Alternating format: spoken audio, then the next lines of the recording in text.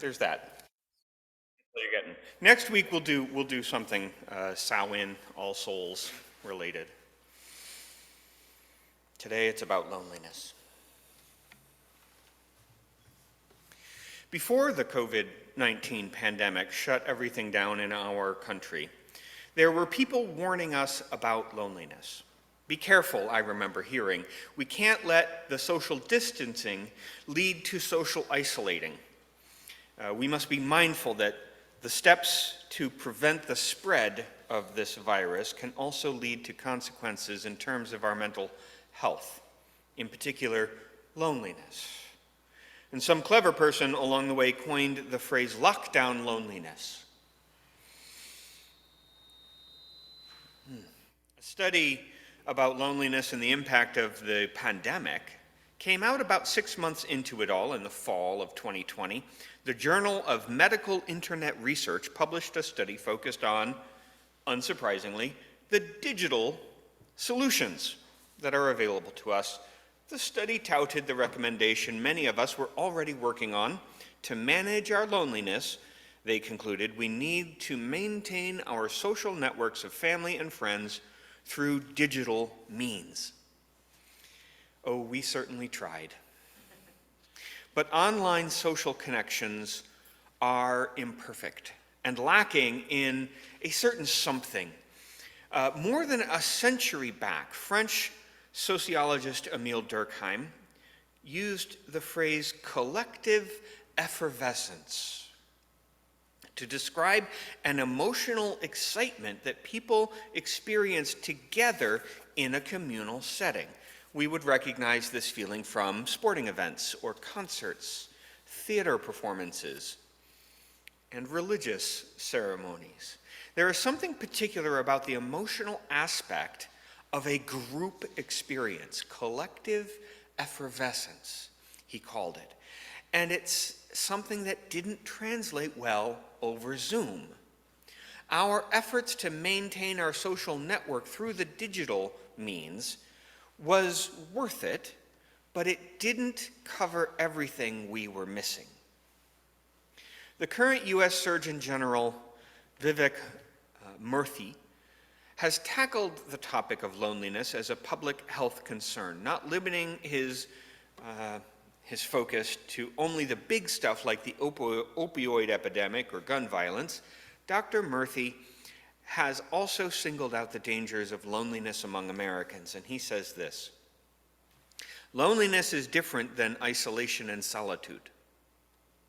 Loneliness is a subjective feeling where the connections we need are greater than the connections we have. In the gap, we experience loneliness. It's distinct from the objective state of isolation, which is determined by the number of people around you. He is far from the first to clarify the difference between loneliness and being alone. But I do find his clarity about the distinction helpful. Solitude can be refreshing. Solitude can be quite enjoyable, but loneliness can be truly awful. In the gap between the connections we need and the connections we have, we experience loneliness.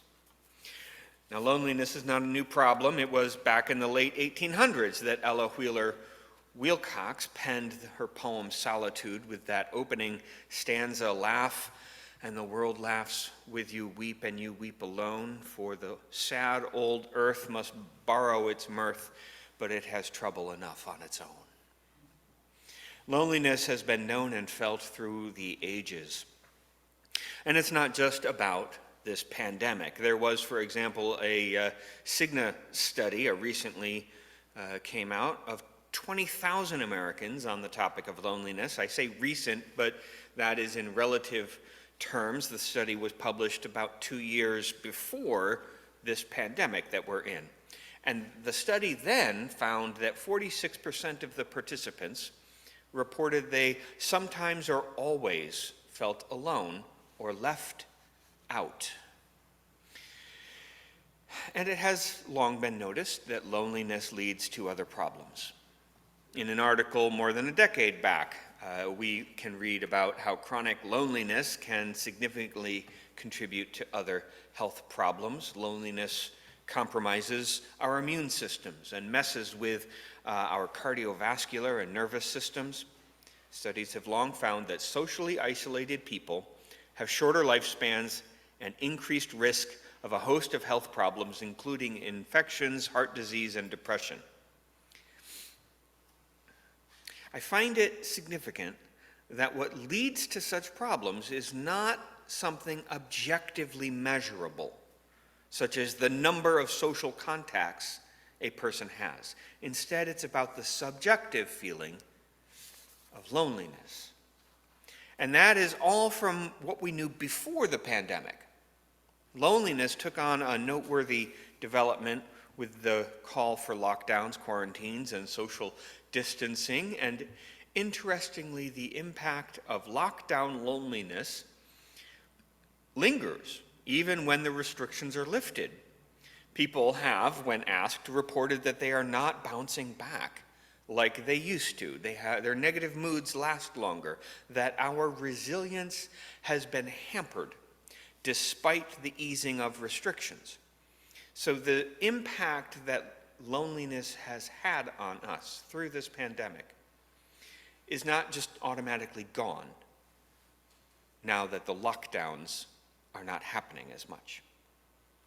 Have you felt lonely during this pandemic? Even now, after restrictions have eased, have you experienced the gap between the connections you need and the connections you have had? Have you felt that bleak sadness of isolation and disconnection? Has it been bad for you? Have you noticed that admitting to being lonely is like admitting to a failure of some sort, like you're a loser, like you can't handle it? Maybe that's less true in the current situation. Maybe that's a sign of just how many people are feeling isolated and lonely, that the stigma has lost its sting a little. As you've surely heard me say before, we are social creatures. We need each other to be our full selves. Isolation is a deeply painful experience. Anthropologically speaking, being isolated would have been a chronic stress state. Loneliness is probably an experiential link back to that time when our species always lived and traveled in packs. Being alone would have led to a heightened threat response. We would have been on high alert all the time, needing to rely only on our own lone capacity to deal with predators or problems. Perhaps the experience of loneliness is a holdover from that time in our evolution when it was a survival issue. It's important for our sense of well-being to have connections with other people, to have ties with groups. The past several sermons I've delivered have touched on this in one form or another. I imagine you've noticed. When we've been through this long, hard, isolating pandemic time, it might be hard to recall how to make connections again, to remember the ways we used to reliably reach out when we needed to find friends. We might be out of practice. Let's be reminded. And you just know I'm going to suggest the solution for loneliness is about getting more connected, reaching out and being vulnerable, taking risks to meet people and all that. And I will suggest that, but I also know that that part is obvious, and that if that's all we needed, we all would have done that part already. If we were making a list of loneliness solutions, joining a group or an organization would be on anyone's list, of course.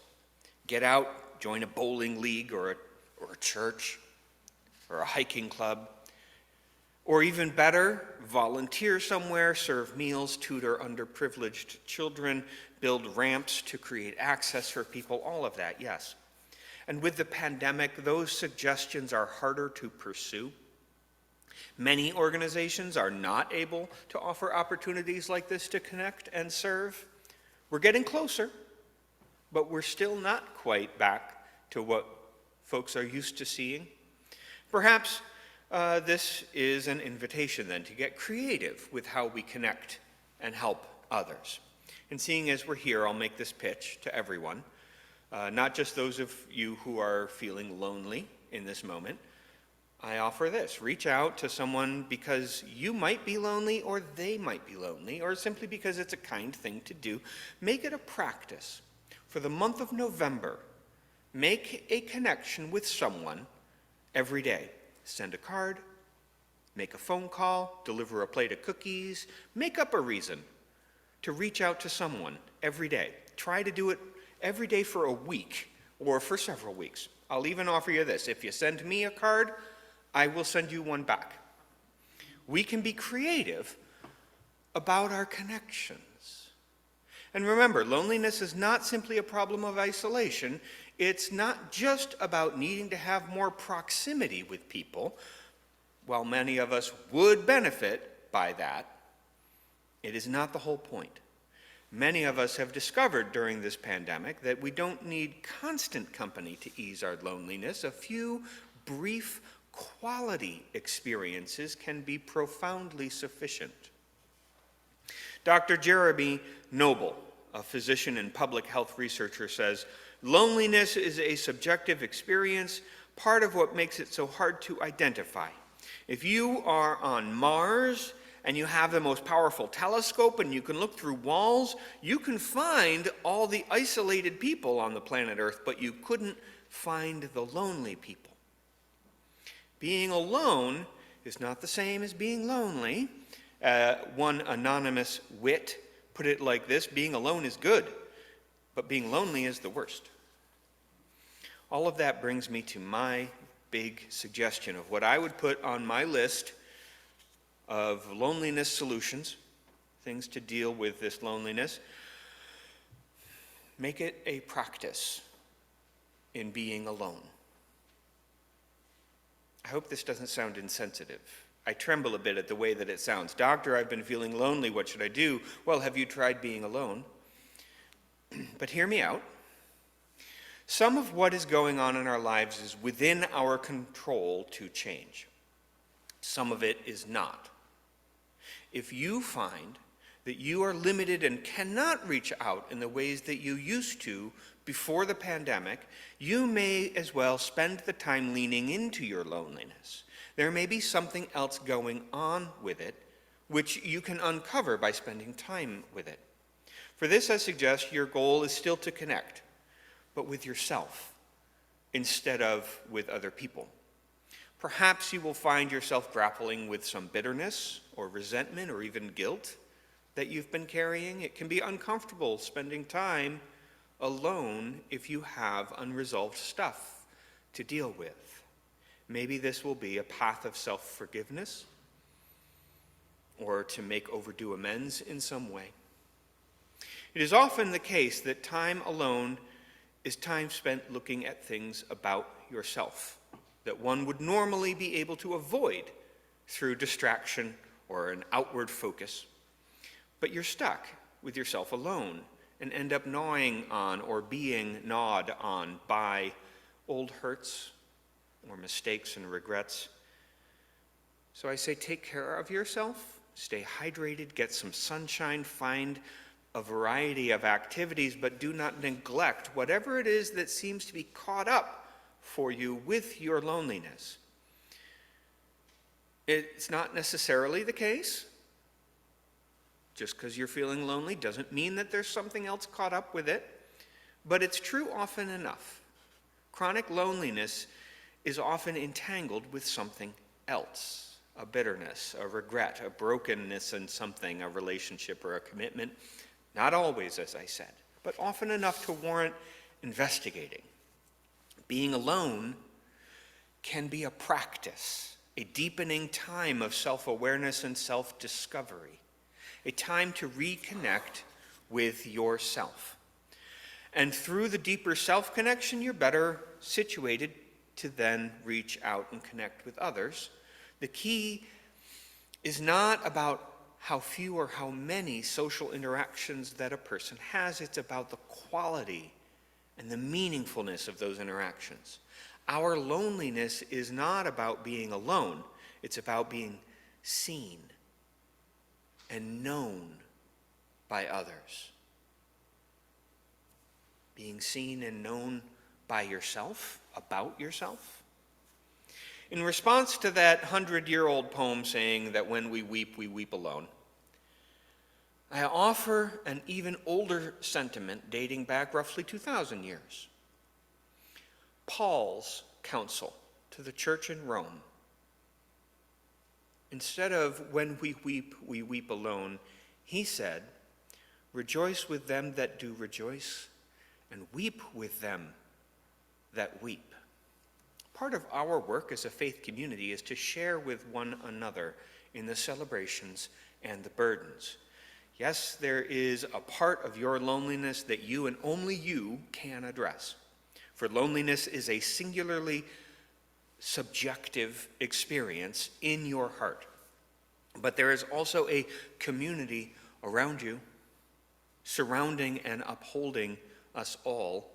We are here to build a more just world, to explore religious ideas together, to celebrate the earth, to challenge hate and spread love.